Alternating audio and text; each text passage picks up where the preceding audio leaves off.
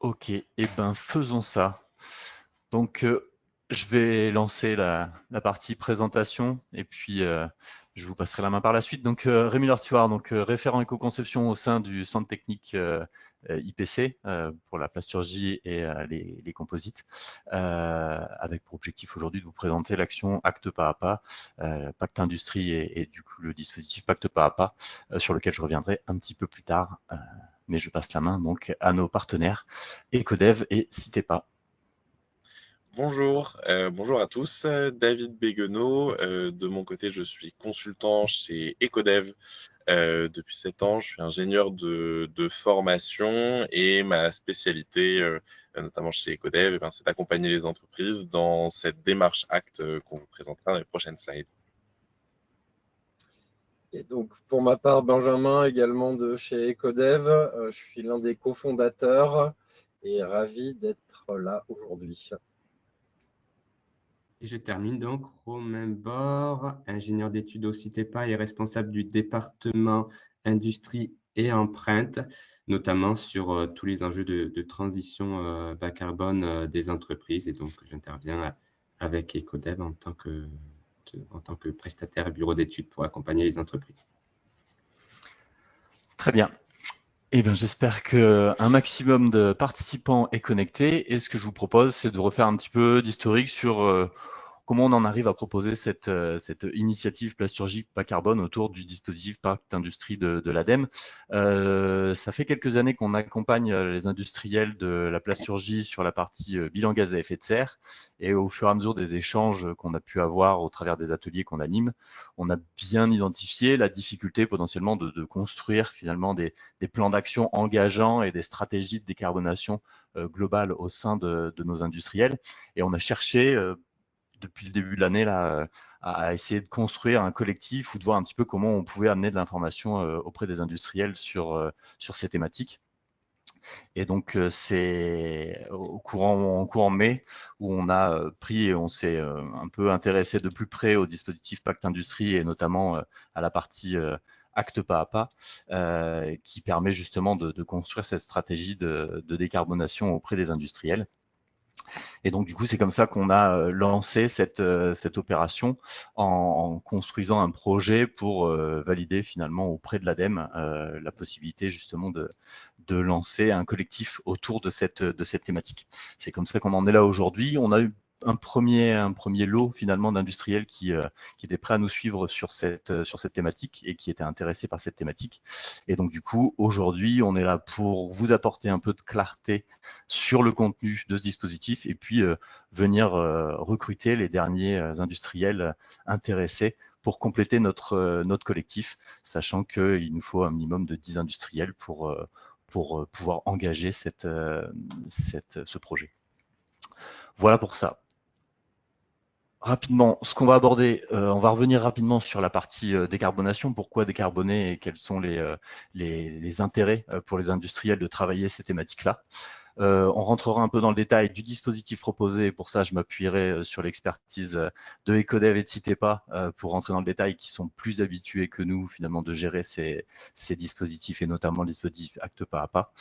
On vous parlera un peu d'organisation, de comment va se dérouler finalement cette action qui doit prendre 12 à 15 mois. Et puis, on reviendra un petit peu sur les prérequis et comment on s'engage finalement sur ce projet. On a fait déjà les présentations des différents interlocuteurs. Et donc, du coup, je vous propose d'engager directement sur la partie pourquoi décarboner la plasturgie. Aujourd'hui, ce qu'on voit, c'est que sur les émissions de gaz à effet de serre globales de la France, l'industrie représente une vingtaine de pourcents des émissions de gaz à effet de serre directes de la France, ce qui est généré par notamment les consommations énergétiques des différents sites industriels, mais également pèse une empreinte d'émissions de gaz à effet de serre sur les importations, et notamment sur les importations des matières premières qu'on peut utiliser au sein des transformateurs du plastique. Et donc, du coup, sur ces deux leviers, le fait de travailler le sujet de décarbonation va permettre de réduire cette empreinte. Et donc du coup, la plasturgie a vraiment un rôle à jouer sur ces 2 items. Et donc c'est pour ça qu'il est important de repenser un petit peu la façon de produire et de consommer les produits plastiques. Derrière, l'intérêt direct pour les industriels de s'engager sur la décarbonation, c'est déjà de pallier un petit peu sur les risques physiques, d'étudier un petit peu les difficultés qui peuvent exister sur les différents approvisionnements. Les aléas climatiques qu'on peut rencontrer peuvent directement impacter nos chaînes d'approvisionnement. Et donc, du coup, c'est pour ça qu'il est bien de pouvoir anticiper, appréhender et puis de voir un petit peu comment on s'adapte et comment on met en place finalement des alternatives pour être capable de réagir ou de diversifier ces ressources pour justement minimiser la sensibilité de l'organisation à ces aléas. On a aussi des problématiques, on va dire, directes sur le fait que directement nos sites de production puissent être affectés par ces aléas climatiques. Et puis éventuellement aussi la possibilité d'être impactés par les difficultés sur la distribution des différents produits qu'on a à mettre en œuvre. On a l'exemple ici de Porsche, justement, qui, au fur et à mesure des aléas climatiques, dans certaines périodes, a pu être victime finalement de ruptures de chaînes d'approvisionnement et donc du coup difficulté de réaliser la production des produits. On a aussi la possibilité, le bénéfice c'est aussi lié à la capacité d'anticiper un petit peu les risques d'évolution de marché, que ce soit de par la demande quelque part qui évolue et qui va de plus en plus s'orienter vers des produits ou en tout cas vers des marques qui sont perçus comme plus responsables que d'autres, et puis en même temps de permettre d'anticiper également les évolutions de marché qui vont faire que certaines branches ou certaines typologies de produits vont disparaître. C'est un peu l'exemple qu'on voit ici en dessous avec la suppression des prospectus qui peut être incitée par les réglementations, qui peut venir à faire disparaître certains emplois, typiquement pour les distributeurs de ces brochures commerciales. Donc voilà, comment on est finalement vigilant et comment on anticipe les évolutions de business, quoi. Donc ça, et également ce qu'on a eu aussi l'occasion de discuter beaucoup avec nos industriels, c'est un petit peu la sensibilité que les banques vont mettre autour de ces, de voir un petit peu comment les organismes vont appréhender cette partie bilan gaz à effet de serre et comment elles travaillent leur décarbonation.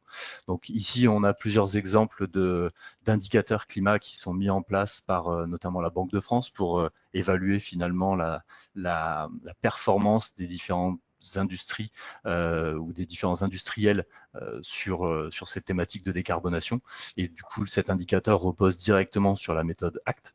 C'est pour ça que ça a un impact assez important. Et puis, toutes les préconisations ou les orientations qui vont être diffusées par les banques pour favoriser ou financer plus facilement des actions ou des demandes de prêts qui pourraient être liées à des industriels qui vont travailler justement cette décarbonation et qui vont justifier du bénéfice environnemental de leurs investissements. Donc ça, et c'est un peu des choses qu'on a eu comme retour finalement, où beaucoup d'industriels se sont lancés déjà dans le bilan de gaz à effet de serre, de par le fait que les banques commençaient à les questionner sur le fait de savoir où ils en étaient finalement sur leur calcul de gaz à effet de serre et sur leurs actions associées. Donc ça, c'est quelque chose qui va se renforcer.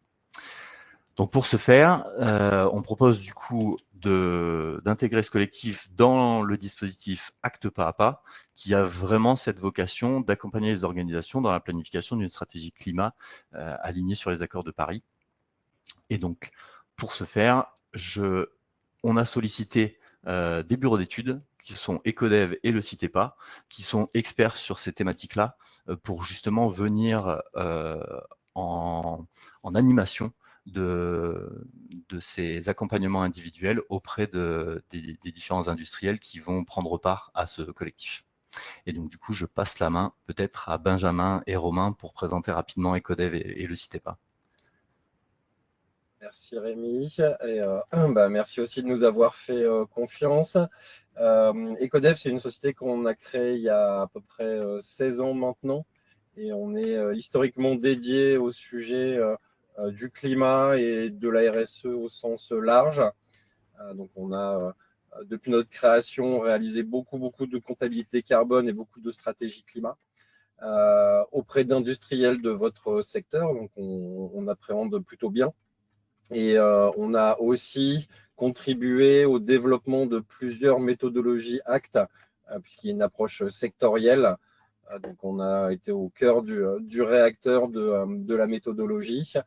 Je laisse Romain présenter le CITEPA. Je reviendrai juste après quelques instants sur le pourquoi de notre groupement.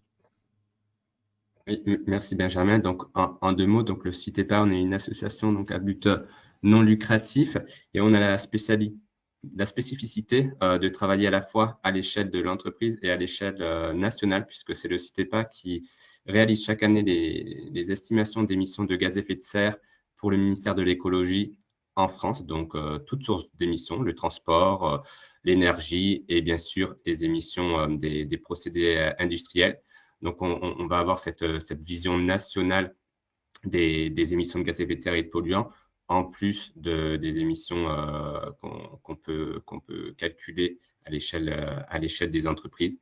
Et à ce titre, voilà, on est ce qu'on appelle une SIEG, donc on exerce un service d'intérêt économique général pour le ministère de l'écologie.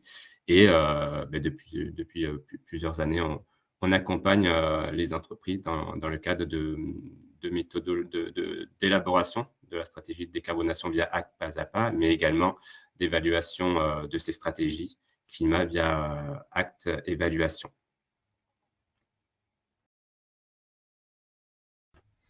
Et de fait, on a tenu à répondre de manière collective, d'une part parce qu'on se connaît très bien avec le CITEPA et on a eu beaucoup de projets et on continue à avoir des projets en commun, notamment des démarches collectives autour de ACT. L'idée aussi était de pouvoir délivrer une certaine capacité de production, puisque, comme le disait Rémi, vous allez être au moins 10 à être accompagnés. Les temps sont aussi cadrés par l'ADEME, qui est le financeur de ce dispositif.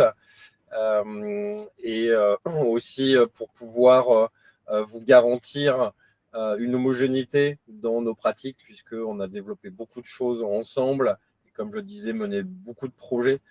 Donc on sait que même si les interlocuteurs sont d'une structure à une autre, on aura une homogénéité dans tous les livrables et tout ce qu'on pourra consolider à l'échelle de l'IPC. Merci à vous pour cette présentation. Et effectivement, c'est ce qu'on a recherché lorsqu'on a lancé l'appel à projet, c'est d'avoir un binôme pour justement, et comme tu le mentionnais, passer la charge et en plus de ça, avoir déjà une certaine synergie qui existait entre les deux structures pour faciliter la coordination de l'ensemble avec la partie collective notamment.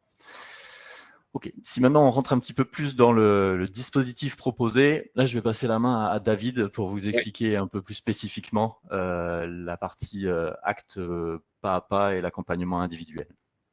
Merci. Alors, on va commencer donc par l'accompagnement individuel. Un accompagnement acte pas à pas, il se fait en 5 étapes, qui sont les 5 étapes de la méthode telles qu'elles ont été imaginées initialement. On a d'abord un état des lieux de la situation de l'entreprise, donc estimer où en est l'entreprise sur sa démarche de durabilité et de transition vers un monde bas carbone. Cette étape, elle va être essentielle dans le but de personnaliser aussi les résultats attendus pour chacune des entreprises. En fait, quand 2 entreprises, y compris dans le même collectif, ne vont pas avoir exactement les mêmes attentes, exactement les mêmes besoins sur ce sujet de la transition. Certaines vont être plus avancées sur de la mesure de métrique, de l'analyse de risque ou autre. Et donc, on va pouvoir venir personnaliser les 4 étapes suivantes en fonction de ce qui a vraiment du sens pour l'entreprise. Et donc, une fois qu'on a fait ce diagnostic-là, on va pouvoir passer aux étapes plus de travail thématique sur un aspect de la transition. Le premier, c'est ce qu'on a déjà pu commencer à voir en introduction de ce webinaire, c'est l'analyse de risques, d'opportunités autour de la transition, notamment l'anticipation de risques ou d'opportunités autour du marché, des produits de l'entreprise, leur adéquation avec l'évolution des demandes, notamment vis-à-vis de produits moins carbonés. On va donc analyser l'ensemble de la chaîne de valeur de l'entreprise et identifier s'il y a des points d'attention particuliers ou que ce soit de danger ou d'opportunité à développer un certain nombre de secteurs clients, par exemple. Cette phase-là, elle aboutit sur une analyse qui va nous être utile pour la troisième étape, qui est l'étape de vision, qui a pour objectif de donner un cap aux entreprises. En fait, ce qu'on constate dans la démarche classique qu'on pouvait observer jusqu'à présent, mesurer, réduire, compenser, c'est qu'on avait du mal à voir où l'entreprise se projetait, comment est-ce qu'elle comptait y aller. Et donc cette étape de vision, elle va répondre à ce besoin-là, qui est de tracer, alors qualitativement, mais d'identifier quand même le futur souhaitable pour l'entreprise dans lequel elle a une activité qui est rentable et une activité qui est compatible avec un monde qui a changé et qui est venu répondre aux enjeux de la transition. C'est un travail qu'on fait notamment avec la direction des entreprises et qui est une étape finalement la pierre angulaire d'un accompagnement ACT, puisque avant on est sur du très théorique, on identifie les enjeux, les opportunités, la vision, le cap, et ensuite dans les deux étapes suivantes, eh ben, on va dérouler les attendus d'un plan de transition avec des axes stratégiques, une trajectoire de décarbonation. Donc, c'est tout le travail qu'on va faire dans la quatrième étape qui s'appelle nouvelle stratégie. On fixe une trajectoire, des axes stratégiques à court, à moyen terme. Et enfin, on va y associer dans la dernière étape un plan d'action avec des actions qui soient mesurables, quantifiables, estimées en termes de gains de gaz à effet de serre, estimées en termes financiers aussi, et qui viennent soutenir l'ensemble de la stratégie. Donc, répondre aux enjeux, aux défis, aller dans le sens de la vision et qui viennent couvrir l'ensemble de notre stratégie de climat. Voilà pour l'accompagnement individuel. Il y a un certain nombre d'outils qui sont utilisés, mais qu'on ne va pas détailler aujourd'hui, mais qui seront mis à disposition. Un certain nombre de ressources aussi au travers de cet accompagnement ACT. Cet accompagnement individuel, il va en plus être combiné avec un accompagnement collectif parce que on est convaincu que en fait le groupe fait la force aussi de ces accompagnements. Et cet accompagnement collectif, il va revêtir plusieurs formes. La première forme qu'on a imaginée, c'est des formats plutôt courts, plutôt en visioconférence, de formation ou de sensibilisation sur un sujet très précis. Pendant lesquels donc l'IPC, de manière générale, organisera des webinaires tout au long de l'accompagnement sur lesquels on va traiter des sujets bien particuliers sur ce que c'est qu'un risque de transition, ce que c'est par exemple une trajectoire de décarbonation, comprendre ce que ça veut dire. Et ces petits moments en visio, ils vont vous permettre de ponctuer l'accompagnement individuel et de lui ajouter une dimension aussi d'échange et de mutualisation d'un certain nombre de moments dans la démarche. Et cet accompagnement collectif, il va aussi se traduire en présentiel lors de 4 journées thématiques où on réalisera un certain nombre d'ateliers de travail, d'ateliers thématiques. Donc, soit utiliser l'intelligence collective pour trouver les meilleures solutions et faire émerger des bonnes pratiques au sein d'un groupe, chacun venant de son point de vue et de son activité différente, mais pouvant enrichir les autres. Soit des ateliers thématiques où on se concentrera sur une thématique en particulier, avec des présentations d'experts, de solutions, par exemple, qui pourront vous être partagées lors de ces moments-là. Ces 4 journées, elles auront lieu en présentiel. Et on pourra traiter de sujets comme l'énergie, l'adaptation au changement climatique, l'adaptation des infrastructures d'entreprise au changement climatique, ou comment structurer une gouvernance autour de ce sujet de durabilité pour éviter qu'il ne retombe. Et c'est bien le couplage du dispositif collectif et individuel qui, à notre sens, va pouvoir répondre au mieux aux enjeux de décarbonation des entreprises de la plasturgie et de la production composite. Ok, N'hésitez derrière. pas à poser des questions dans le chat, enfin plutôt dans la partie questions, mais si c'est dans le chat, on se débrouillera aussi. Je ne sais pas si on l'avait spécifié tout à l'heure. Non, tout à fait, tu as raison, effectivement. Donc, n'hésitez pas si vous avez des demandes particulières ou des besoins de précision à effectivement poser vos questions au travers l'onglet disponible dans votre application et on les reprendra en fin de webinaire pour essayer de partager celles qui ont été les plus mentionnées pour essayer de préciser ce qui n'est pas suffisamment clair. Si maintenant on parle rapidement de la partie financement de ce dispositif, donc qui est composé de deux parties, donc les cas d'accompagnement individuel pour lesquels vous contractualiserez directement avec l'un des deux bureaux d'études, Citepa ou Ecodev, cette partie accompagnement sur la méthode acte pas à pas. Et ce qu'il faut estimer, c'est qu'en fonction de la taille de votre entreprise, vous aurez un reste à charge entre 5 et 10 000 euros pour une enveloppe de prestations sur le dispositif acte de 25 000 euros au départ. Et sur la partie animation collective, donc toutes les animations qui vont venir compléter ces accompagnements individuels, pour le coup, il y a également une partie financement, mais le reste à charge sera financé par IPC.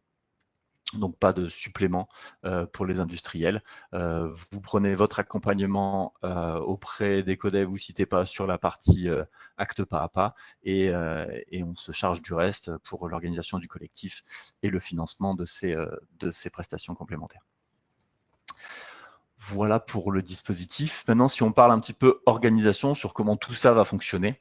Donc on sera une équipe qui représentera le copil, donc avec Romain, David et Sarah côté IPC qui m'accompagnera pour tout ce qui est organisation et préparation de tous les accompagnements collectifs, et puis David et Romain qui seront le relais finalement de ce qui se passera en accompagnement individuel pour qu'on puisse avoir finalement les meilleurs compromis et dégager les webinaires qui ont le plus de sens pour le collectif, et puis de préparer justement toutes les animations aussi collectives en fonction des remontées qu'on a de tous ces accompagnements. Derrière, donc, on aura notre collectif de 10 industriels avec un coordinateur qui sera un petit peu l'interlocuteur préférentiel de chaque entreprise, qui mènera et qui cadencera finalement cet accompagnement individuel et qui prendra part systématiquement aux accompagnements collectifs, qui pourra demander en interne à faire intervenir plusieurs membres finalement de l'entreprise en fonction des besoins et des sollicitations. Et puis derrière, donc, vous aurez un consultant de Ecodev ou du Citepa qui sera affecté à votre entreprise pour vous accompagner justement sur cette démarche. Et donc là, on verra finalement, et c'est Ecodev et Citepa qui s'organiseront en fonction des localisations de chaque entreprise pour déterminer la personne la plus à même de vous répondre et qui sera le plus facilement disponible en fonction de sa localisation géographique. Ça, et en complément, pour justement ces ateliers thématiques dont on a parlé, on pourra faire intervenir d'autres prestataires externes sur des thématiques un peu particulières pour approfondir certains sujets et venir compléter l'expertise existante déjà au sein du collectif. Donc voilà comment on prévoit un petit peu les choses. Et donc du coup, au niveau du copil, on aura des points réguliers pour suivre l'état d'avancement et puis justement communaliser un petit peu les différents retours. Donc si on essaie de remettre ça un petit peu en perspective sur un planning, on a pris un planning de janvier à janvier. L'objectif, c'est que ce projet démarre en janvier 2026 avec le collectif qu'on aura déterminé et figé à horizon fin novembre. Pour démarrer donc directement par les premières étapes finalement de l'accompagnement individuel, pour s'étaler jusque janvier 2027. Et j'aurais tendance à dire que le temps de compléter et de finaliser, de capitaliser l'ensemble des retours qu'on a pu avoir, ça devrait glisser jusque janvier-mars 2027, cette opération. Derrière, l'objectif qu'on a, nous, d'un point de vue centre technique, c'est de, avec ce premier accompagnement des industriels, commencer à capitaliser pour déterminer un petit peu quels sont les principaux leviers de décarbonation qui peuvent être transversalisés finalement au sein de la plasturgie. Et puis avec une vraie volonté potentiellement de pérenniser cette activité et cette action et ce collectif finalement au travers de l'accompagnement d'autres industriels par la suite. Mais on verra où en sont les financements et les dispositifs au fil de l'eau, mais l'idée c'est d'avoir vraiment quelque chose qui s'inscrit dans le temps. Donc, en complément de ces accompagnements individuels, hein, comme l'a mentionné David, et ben voilà, ces journées thématiques qui viendront jalonner les différents accompagnements individuels pour venir finalement débloquer certaines choses qui peuvent exister au sein des accompagnements individuels. La mise en commun va permettre potentiellement de partager un petit peu les freins et les leviers de chacun des industriels. Et puis derrière, de venir par les webinaires, potentiellement introduire certaines notions, autant pour faciliter le démarrage des accompagnements individuels que pour préparer en amont les journées collectives. Donc voilà, grosso modo, le cadencement qu'on voudrait mettre en place sur ce dispositif. Et donc maintenant, on reprend la partie un peu plus opérationnelle sur comment et de quoi j'ai besoin pour démarrer ce projet et qu'est-ce que je dois mettre en place finalement au niveau de mon entreprise pour m'engager dans cet accompagnement. Peut-être que je peux te repasser la main sur ce point, David. Tout à fait. Donc, comme vous le voyez, c'est un accompagnement qui se déroule sur environ 1 an, qui va mobiliser, puisqu'on va parler risque, opportunité, vision au niveau de la direction, plan d'action au niveau des opérations, du fonctionnement, de la R&D aussi éventuellement. On va venir mobiliser un grand nombre de fonctions dans l'entreprise. C'est un projet qui est ambitieux. Néanmoins, pour lequel vous avez un accompagnement individuel grâce à des consultants Ecodev et Citepa qui est là pour vous soutenir et qui, en plus de ça, est financé par l'ADEME. Ce qu'il faut anticiper pour ce type de projet-là, tout d'abord, ça va être un engagement de la direction à participer à cet accompagnement-là, notamment au travers d'un atelier de travail autour de la vision et de la nouvelle stratégie. Et donc, pour cela, l'ADEME demande qu'il y ait un sponsor de la direction qui soit le porte-parole de l'engagement de cette direction en début de projet. C'est donc un membre normalement du comité de direction qui représente en fonction RSE, production ou la direction générale directement. Et en plus de ce sponsor à la direction, qui est un sponsor de représentation, on aura besoin d'un coordinateur qui sera responsable du pilotage de la démarche au sein de l'entreprise et qui va donc être mobilisé au cours de ce projet-là. On estime entre 10 et 15 jours qu'il faut anticiper en termes de charge. Donc, on va dire 1 jour par mois. C'est plutôt la bonne pratique pour organiser les réunions, nous récupérer des informations nécessaires et puis participer aussi à l'élaboration de cette stratégie-là avec le consultant qui sera nommé sur le projet. Donc voilà en termes d'engagement humain. Par ailleurs, on a aussi un deuxième volet de prérequis qui sont des prérequis plus techniques. Le premier, c'est d'avoir réalisé un bilan carbone de moins de 2 ans dans l'organisation.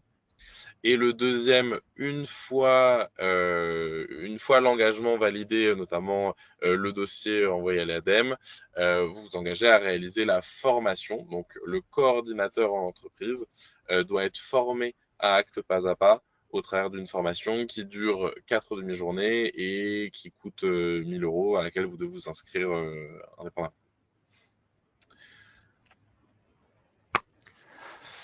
Ok, donc si vous souhaitez vous engager sur cette opération collective, reprenez contact directement avec moi, soit par mail, soit par téléphone, ou envoyez-moi directement une lettre d'intention pour mentionner votre intérêt pour le dispositif.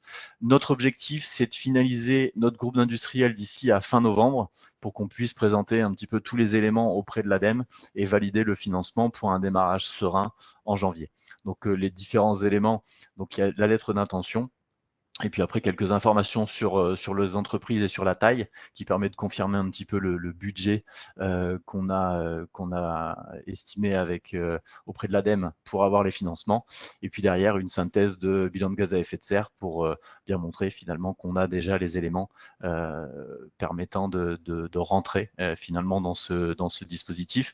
Tout ce qui est analyse de BGS et puis revue critique, ce sera fait début 2026, dès que vous aurez contractualisé avec Ecodev, citez pas, pour analyser. Là, le but, c'est vraiment d'avoir déjà la preuve factuelle qu'un bilan gaz à effet de serre a été réalisé et qu'on puisse justifier auprès de l'ADEME que notre collectif est complet et prêt à démarrer.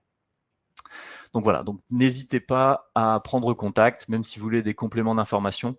Vous aurez donc disponible et vous avez disponible en téléchargement la présentation qui vous a été faite aujourd'hui. Elle vous sera également, pour les gens qui ont participé ou qui s'étaient inscrits, elle vous sera également envoyée par mail. Et il y a également un enregistrement de ce webinaire qui sera disponible. Donc n'hésitez pas à poser vos... Oui. Excuse-moi Rémi, si besoin d'un modèle de lettre d'intention, on a tout ce qu'il faut. Hein.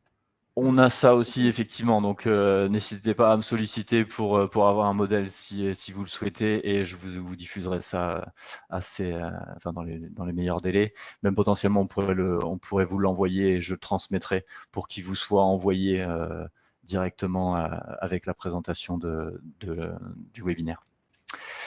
Bonne remarque. Ça, et donc du coup, si je regarde un petit peu les différentes questions qui nous ont été posées jusque-là, tac tac. Donc, est-ce que la maturité pourrait être focalisée sur le scope 3? Alors, globalement, je fais un début de réponse et vous pouvez compléter si vous le souhaitez, mais quelque part, on sait de par les bilans de gaz à effet de serre qu'on a pu réaliser auprès des industriels que le scope 3 est quand même la grosse partie des émissions de nos plasturgistes. Donc effectivement, on ne sera pas focalisé sur le scope 3, mais par contre, il y aura forcément beaucoup de temps à passer sur la partie scope 3. Oui, quand on commence un accompagnement, la première chose qu'on fait, c'est vraiment qu'on récupère le bilan d'émissions de gaz à effet de serre, mais avec l'ensemble du détail de la façon dont il a été calculé, qu'on va aller faire une rapide analyse de revue critique pour voir à quel point on va pouvoir s'en servir dans les prochaines étapes de l'accompagnement. Le scope 3, évidemment, fait partie de cette analyse-là et fait partie d'une stratégie climat ambitieuse. Le prérequis de l'ADEME, c'est d'avoir un bilan d'émissions de gaz à effet de serre réalisé, de préférence le scope 3. Ce n'est pas forcément bloquant, mais ça, je pense qu'il faudrait, si vous n'avez qu'un scope 1 et 2, il faudrait qu'on en discute directement avec vous pour voir comment on peut quand même commencer une démarche si on n'a pas ce scope 3 là. Ouais, donc après, éventuellement, si on a ce cas de figure, revenez vers nous, qu'on puisse revoir aussi avec l'ADEME, parce que de mémoire, on était bien sur scope 1, 2 et 3 pour démarrer l'accompagnement.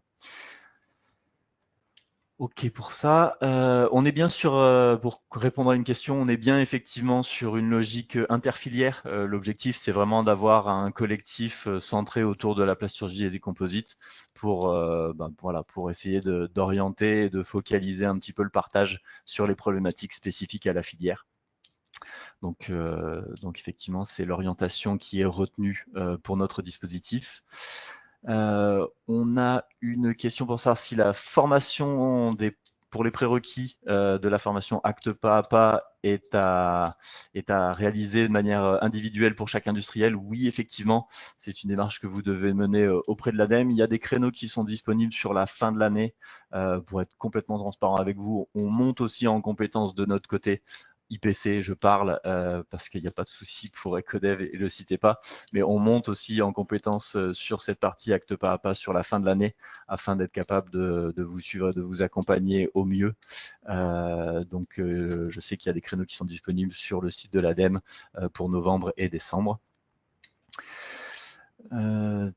Tac. On a une question, et là je me retourne vers toi, David, plus centré sur les outils qui vont être utilisés pour l'accompagnement individuel, pour comprendre un petit peu comment ça va se dérouler, avoir un peu quelques exemples complémentaires. Est-ce que tu peux remettre la slide avec les 5 étapes et les 4 outils? L'accompagnement, donc les outils, on va les utiliser pour l'accompagnement individuel. L'outil central qu'on va utiliser, ça va être la grille de progression. En fait, c'est une sorte de listing de tout ce qui peut être fait dans le cadre d'une stratégie climat, avec des exemples de niveaux plus ou moins avancés. Et donc, cette grille de progression, on va la calibrer pour faire en sorte qu'elle soit le plus adaptée à vos enjeux, à vous. Et elle va nous suivre tout le long de l'accompagnement pour voir où on était au début, donc dans le diagnostic initial, et où on va arriver à la fin avec tout ce qu'on aura mis en place dans l'organisation.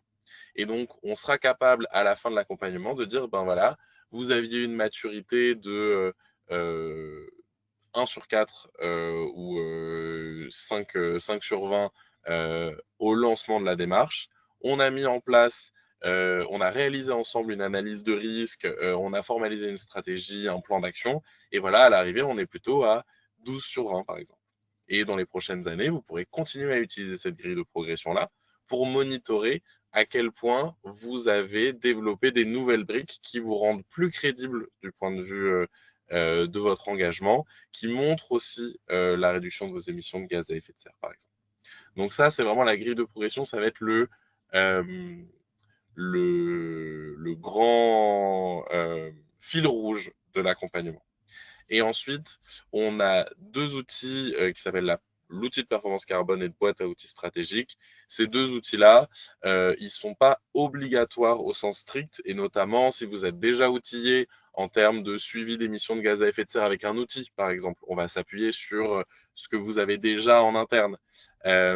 Si vous avez déjà réalisé une analyse de risque, eh ben, on va s'appuyer sur la méthodologie que vous avez déjà développée.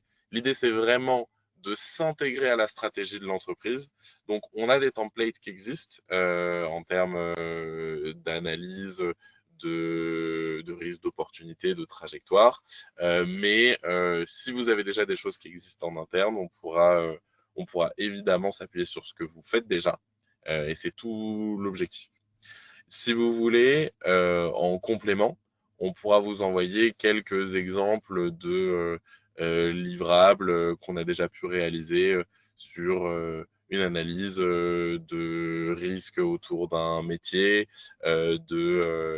comment est-ce qu'on présente une trajectoire, par exemple. C'est des choses qu'on pourra vous envoyer un peu en annexe de ce document si vous voulez les consulter, vous en inspirer.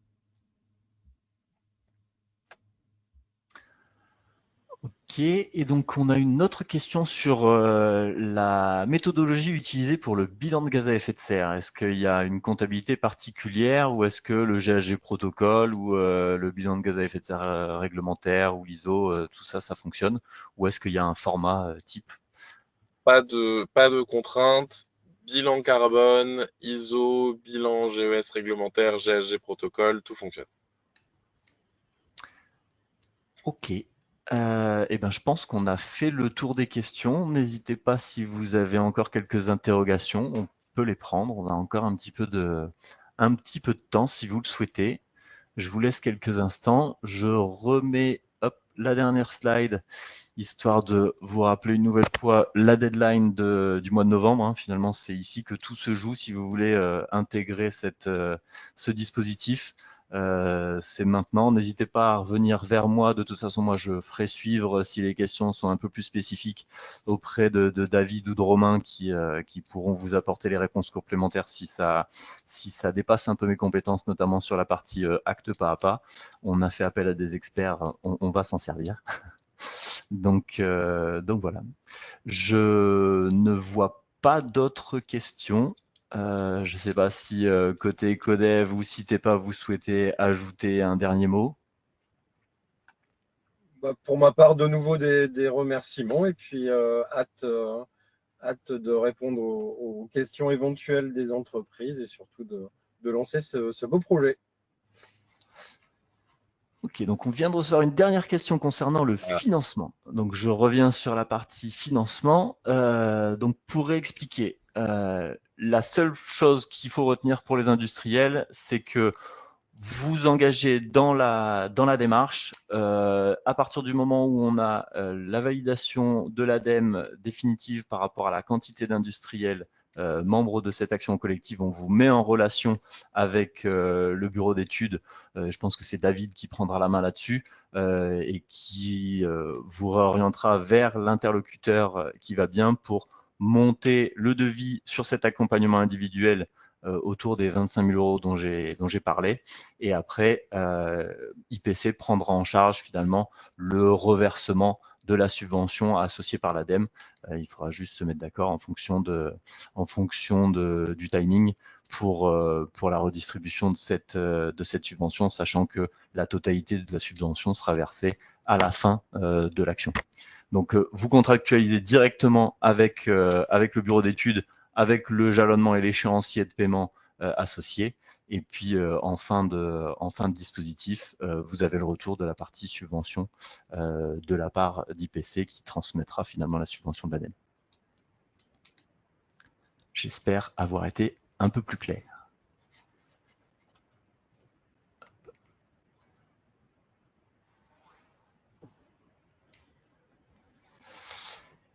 Eh ben, merci beaucoup pour votre participation, pour vos questions aussi. Et puis, on se tient à votre disposition. Je crois que les timings sont un peu serrés, donc le plus tôt sera le mieux, étant donné qu'on vise un collectif d'ici la fin du mois. Tout à fait. Et je termine juste pour dire aux entreprises que le cas échéant, quand ils s'engageront, on pourra les accompagner dans la réalisation du dossier de demande auprès de l'ADEME, que ce soit Ecodev ou Citepa. Très bien. Donc, n'hésitez pas à revenir vers moi. J'attends vos mails et je vous apporterai les compléments si besoin. Merci à vous et une bonne journée à tous. Merci Rémi, bonne journée. Au revoir.